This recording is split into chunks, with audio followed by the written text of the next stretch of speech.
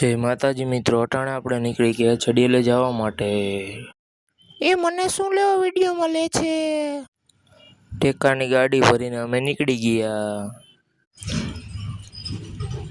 અમે પહોંચી ગયા હતા રીબડા। ફાઇનલી અમે પૂગી ગયા ડેલે, અને ડેલો તો બંધ હતો। અને આ ગાંડો નીચે બેસીને ગાડી ચેક કરવા માંડ્યો। ફાઇનલી અશ્વિનભાઈ આવી ગયા અને ડેલો ખુલી ગયો, અને અમે ગાડી મારી દીધી રિવેશ। ને આ છે આપણો ગવો ગાંડો।